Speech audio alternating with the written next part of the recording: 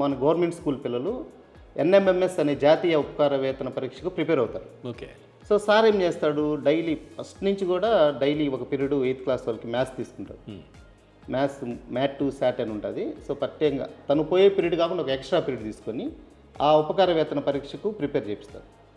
ఇప్పటి వరకు సార్కు ఉన్నటువంటి ట్రాక్ రికార్డులో ఇప్పటి వరకు నియర్లీ 40 మంది పిల్లలకు సార్ ఆ ఉపకార వేతనానికి సెలెక్ట్ అయ్యే విధంగా ప్రిపేర్ చేయడం జరిగింది.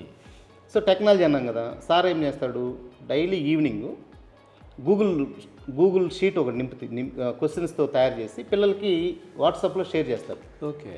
ఇళ్ళకి వెళ్ళిన తర్వాత పిల్లలు ఈరోజు విన్న లెసన్స్ మీద అవి ఆ ఆన్సర్లు చేసి గూగుల్ షీట్ నింపుతారు. గూగుల్ షీట్ కానీ ఇప్పుడు ఈ మధ్య టెక్నాలజీ ఎగ్జామ్స్ పెట్టే వెబ్సైట్స్ వచ్చినాయి. ఆ వెబ్సైట్స్ లింక్స్ వాడుకొని పిల్లలకి షేర్ చేస్తారు. 6వ తరగతి వాళ్ళకి, 8th క్లాస్ వాళ్ళకి. ఓకే.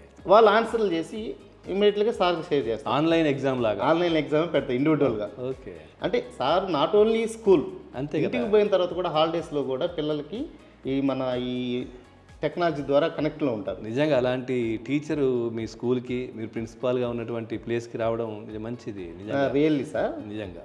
ఇంకో ఏమంటే మాకు ఇప్పుడు ఇలాంటి బాగా యాక్టివ్గా పనిచేసే టీచరు ఏ మూల ఉండి పనిచేసినా కానీ మేము గవర్నమెంట్ గుర్తిస్తుంది అంతే కదా అనే భరోసా మా విద్యాశాఖ మంత్రి లోకేష్ గారు నింపారు. 100% నిజంగా.